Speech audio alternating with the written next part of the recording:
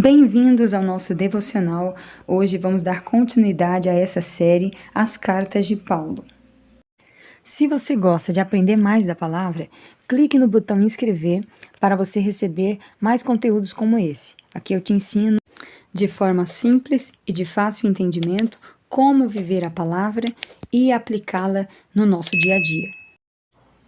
Então vamos para a nossa meditação de hoje. Vamos falar sobre a carta de Paulo aos Efésios.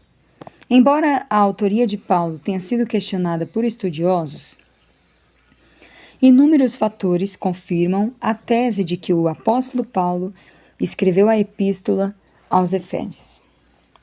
Primeiro, Paulo mesmo testifica que é o autor.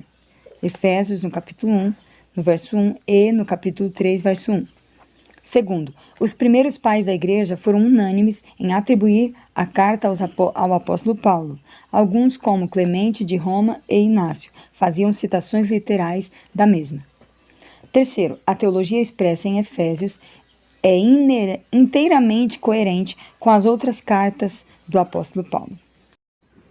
Essa carta foi escrita durante o primeiro período de prisão de Paulo em Roma, Atos 28, verso 16 ao 31, em torno de 60 d.C. a 63 d.C. Como nenhuma indicação de soltura é relatada na carta, provavelmente tenha sido escrita no início desse período, em torno do ano 60 d.C.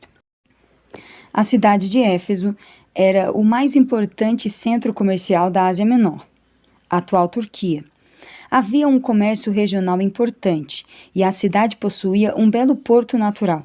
O magnífico templo da deusa Ártemis, que é mesma Diana para os romanos, era conhecido no mundo helênico como um centro de adoração pagã e de artes mágicas. Atos 19, verso 35. Paulo visitou Éfeso no final de sua segunda viagem missionária, deixando para trás Áquila e Priscila para fazerem o trabalho de evangelizar. Na sua terceira viagem missionária, Paulo permaneceu 3 anos na cidade e Éfeso tornou-se um centro de irradiação de evangelização para o restante da província. Atos 19, 8, 10. O ministério de Paulo, cheio do Espírito Santo, foi marcado por poderosos milagres e muitas pessoas foram ganhas para Cristo. Atos 19, 18 e 20. Em um momento houve grande tumulto, instigado por feiticeiros, cujos negócios foram prejudicados pelo fato de muitos se tornarem cristãos e renunciarem às suas crenças pagãs. Atos 19, 21 ao 41. Com qual propósito Paulo escreve essa carta aos Efésios? Efésios, diferentemente de outras cartas paulinas, não foi escrita com a finalidade de resolver problemas específicos na igreja, ou até mesmo corrigir falsos ensinamentos. Ao contrário, Paulo enfatiza os recursos espirituais que os crentes receberam a fim de cumprirem o propósito final de Deus para a sua igreja, que é oferecer honra e glória ao seu santo nome. Efésios 1. Em seguida, ele explica como Deus reconciliou os crentes consigo mesmo e uns com os outros como membros do corpo de Cristo, que é a igreja. Efésios 2, verso 3. Ele os admoesta a permanecerem nesses recursos para assim viverem em amor e unidade crescente uns com os outros, em comunhão na igreja, na família e na arena da batalha espiritual. Essa carta foi escrita primordialmente para os crentes gentios da Ásia Menor. Como em alguns manuscritos antigos se omite a expressão em Éfeso. Efésios 1, verso 1.